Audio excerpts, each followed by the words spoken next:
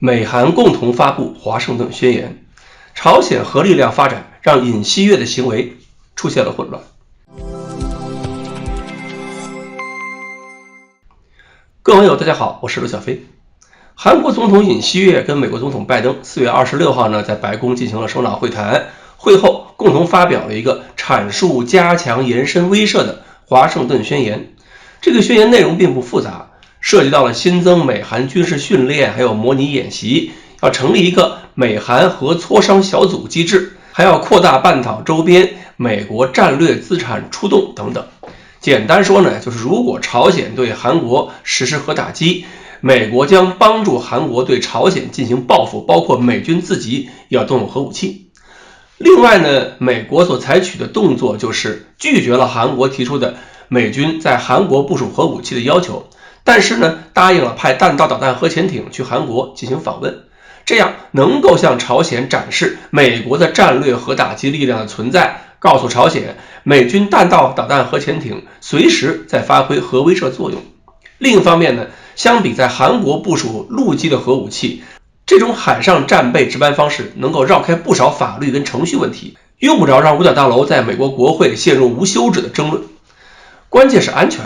朝鲜缺乏基本的反潜能力，更不用说对付美军的弹道导弹核潜艇。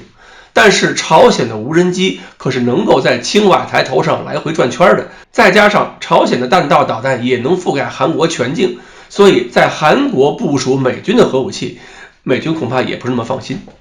近几年来朝鲜在弹道导弹以及在核武器发展方面不断的有新的收获，然后呢，通过导弹试射可以展示新的能力。但是韩国不一样，韩国没有莫斯科的帮助，却有来自华盛顿的制约，这就导致了韩国在这个领域完全处在单方面被压制地位。所以在美韩两国之间，显然是韩国更希望能够形成这么一个宣言，甚至为了这个宣言，韩国还要付出不少额外代价。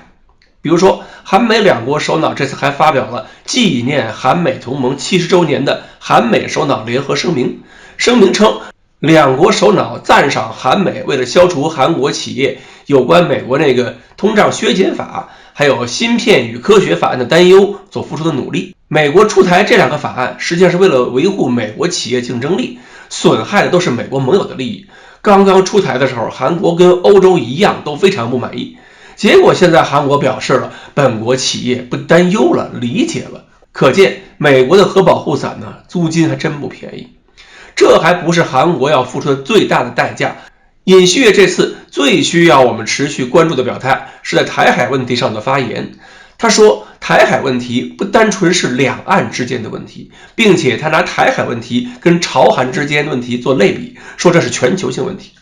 这些内容呢，虽然不是华盛顿宣言的内容，但是我们可以把这些话视为韩国方面为了获取美国保护而进行的配套工作。不过华盛顿方面也没领情，反而教训韩国，说中美关系已经很紧张了，这个时候需要谨慎发言，意思是大人说话是大人的事儿，你才多大，你插什么嘴？到底美国韩国要谁领导谁？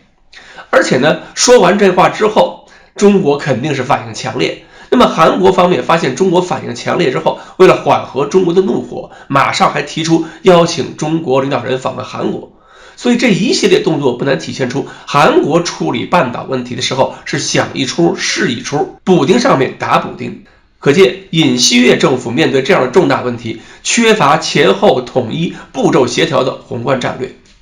其实他们应该想清楚一点，跟中国搞好关系可以保证韩国更安全，但是如果把中国惹火了，那么中国比朝鲜更有能力让韩国不安全。